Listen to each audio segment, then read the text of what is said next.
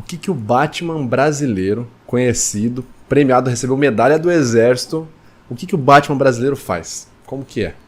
Bom, o Batman brasileiro tem várias funções, mas a principal é fazer com que crianças que estão passando pelo câncer e associada a uma depressão não desista do tratamento. Entendi. E as crianças que você fala estão geralmente... Você trabalha apenas com situações de hospitais oncológicos. Isso. Entendi. Eu acabo atendendo outras crianças também, mas o foco é na oncologia. Entendi. E, cara... Pediátrica de adolescentes e adultos, né? Entendi. E, cara, como que tu chegou nesse ponto? Da onde que veio a inspiração para ser o Batman? Qual é a história por trás da máscara? Olha, começou com 6 anos de idade.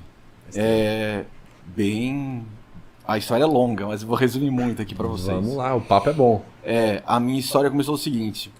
A minha casa pegou fogo e meus pais não estavam presentes em casa. Meu pai tinha ido fazer um curso, minha mãe tinha ido levar o meu irmão mais velho pro médico. Ficou eu de 6 anos, a minha irmã de 5 e a minha outra irmã de 1 ano. E a gente estava sendo cuidado por uma babá. E aí eu estava assistindo televisão, deu um curto na tomada, casa de madeira, pegou fogo muito rápido. E eu já tinha nascido com dificuldades e algumas doenças, aonde toda criança que nasce com mais doente, ela tem um apego pelo super-herói mais do que o normal. E comigo não podia ser diferente, eu era apaixonado pelo super-homem. Todo mundo achou que é o Batman, né? Todo mundo achou que eu ia falar Batman agora, mas não. Caraca. Eu era apaixonado pelo super-homem. E tem fotos, eu com 3 anos fazendo pose do super-homem. E quando pegou fogo na minha casa, a minha reação foi salvar minhas irmãs. Tentei abrir a porta do quarto e não tinha força para abrir. Então eu comecei a dar soco na porta, achando que Deus ia me dar força do super-homem e eu ia conseguir quebrar aquela porta. Eu golpeei ela tantas vezes que a minha mão começou a ensanguentar e eu vi que eu não teria força e a minha única saída foi sair para pedir ajuda. Quando eu comecei a pedir ajuda, muitas pessoas entraram dentro de casa, mas muitas delas começaram a saquear, se aproveitando do que estava acontecendo. A galera começou a saquear a tua casa no meio de uma tragédia, no incêndio? No meio de uma tragédia. Cara, que bizarro. Naquele momento ali, eu descobri 2 coisas. Uma, que o mal existe. E a segunda é que a gente não tem a gente tem a figura dos pais como heróis, mas a gente não tem a proteção deles 100%, né? E eu me lembro de estar ajoelhado na frente da minha casa, eu com problema de dislexia, tinha dificuldade muito para falar e falar que tinha gente ali dentro ainda. Eu lembro o corpo de bombeiro vindo na minha direção e ele perguntando para mim se tinha mais alguém em casa, assim. Eu não acreditava que tinha alguém que estava querendo prestar atenção no que eu estava fazendo.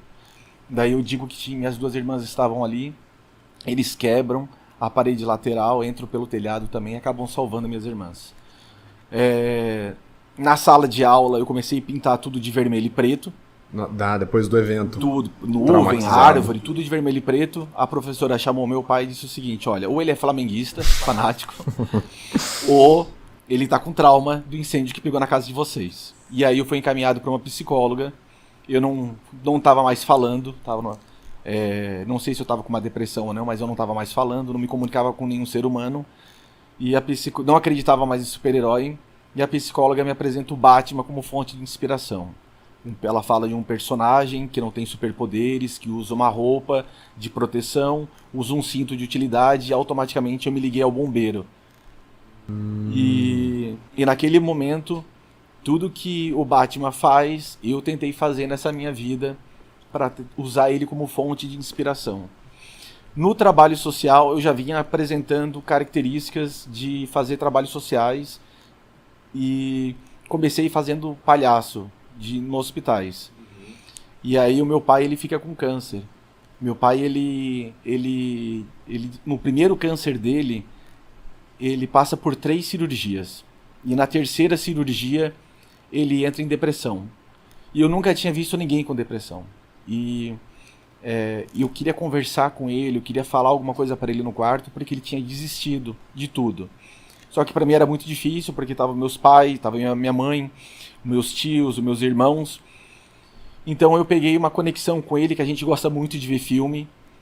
E ele, uma vez a gente assistindo o filme do Gladiador, ele diz o seguinte, eu falo pro meu pai assim: pai, isso aqui não existe. O cara entra numa arena, lutando com 6 soldados, ele extremamente ferido, e ele vai lutar com os caras fortes. E meu pai diz o seguinte: cada espadada que ele dá é como se fosse a última da vida, tanto na defesa quanto no ataque.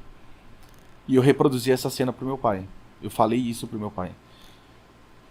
Mas eu não tinha nenhuma expressão. Meu pai continuava olhando para a parede e continuava naquela postura. Eu peguei a mão dele, botei na barriga da minha esposa, que estava grávida de 5 meses, e projetei um sonho meu. Meu pai é filho de pescador, adorava quando ele ia pescar, abria a tarrafa, assim, e falei pro meu pai assim: o meu sonho é que minha filha veja o senhor pescar. Nesse momento ele fecha os olhos e o médico entra na sala e fala: Daniel, vamos operar, tal. Ele abre os olhos, não fala nada, mas dá uma respirada bem fundo. O médico tira ele da sala, ele volta, o médico, e diz o seguinte: o que falaram para ele que ele está motivado? E eu vi que aquela ação do meu pai acabou motivando os médicos também. Naquele dia eu fiz uma promessa, que eu não ia entrar mais de palhaço, que eu ia entrar de Batman, para convencer crianças que passavam pela depressão para sair da depressão e continuar o tratamento. Cara, que legal. Que E história. faço isso há 15 anos. 15 anos, cara. Caramba.